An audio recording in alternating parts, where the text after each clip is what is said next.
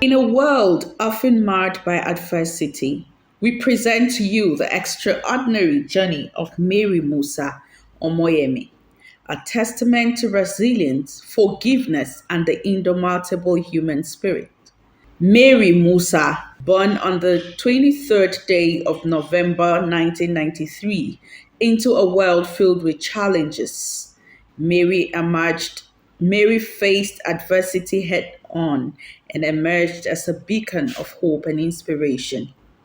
At the tender age of 7, strategy struck Mary's life when her own aunt perpetrated an unthinkable act. She pulled out Mary's eyes, forever changing the course of her life. Mary's path to discovery was not without its trials and tribulations. This traumatic event could have defined her existence, but Mary refused to let darkness consume her spirit. Lagos. And then just before this incident, we had moved to the mainland. You know, I was a handful as a child, really. And my mom wasn't ready to juggle between taking care of me and doing her work. So she just left me in bed and went to work that day. And little did she know that she would be returning to meet a different Mary, a different daughter. All I remember really was the door of my mother's room thrusting open, so violently. And there she stood, looking so fierce. I was petrified as a child. I didn't understand. I didn't even know what to process. I was just waking up also, remember. So she told me to leave there, and it was a roller coaster around the house. Go here, go to your grandma's room, then go to your uncle's room, then go here, then go there. Eventually, I landed in my uncle's room, to cut the long story short. And then she said she was coming. She left me there.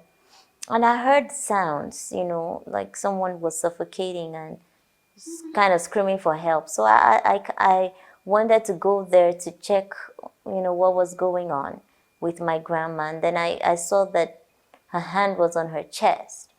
And of course, that would terrify any 7-year-old. So I let out a shout, and she came at me. It was like that just filled her anger. She came at me, she charged at me, and then took me into my uncle's room and locked the door. So I was in there until she was done with whatever was going on out. And then she came back in to meet me. I asked her, what she was looking for. She told me she was looking for a knife.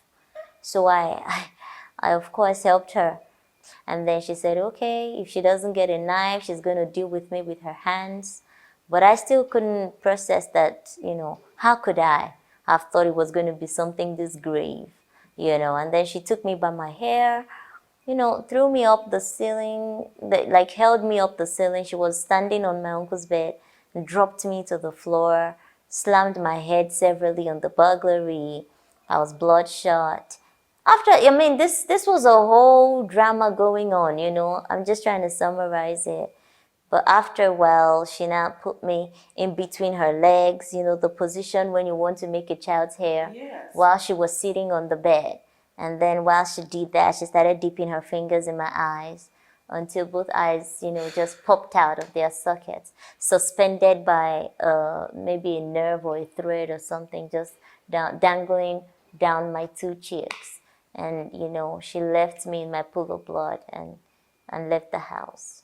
And people would later see her and, suspected something was going on. And they came to the house, they knocked. I heard them, but because I was dying, I was losing blood, I couldn't really do nothing. I was hoping that my grandma would hear. I didn't know that my grandma had been hypnotized into a very deep sleep. So the people there said, just go in and check on this girl. And then she came in and saw me in my pool of blood. And, she fainted. They resuscitated her. And before you knew it, we were on our way to the hospital. The closest hospital to us was General Hospital, Ikeja. And that was where I was admitted. I so relaxed. And they taught me a lesson I will never forget in my life. Though I have forgiven. I have forgiven.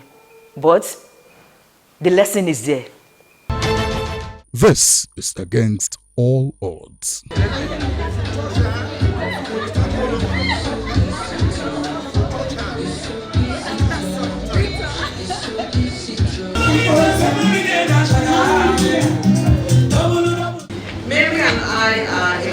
advisors of the MacArthur Foundation. But I met Mary before I met Mary. I was on a panel with her when she told her incredible story. Today she's a lawyer and a wife and soon to be a mother like me. Amen. I celebrate you, Mary.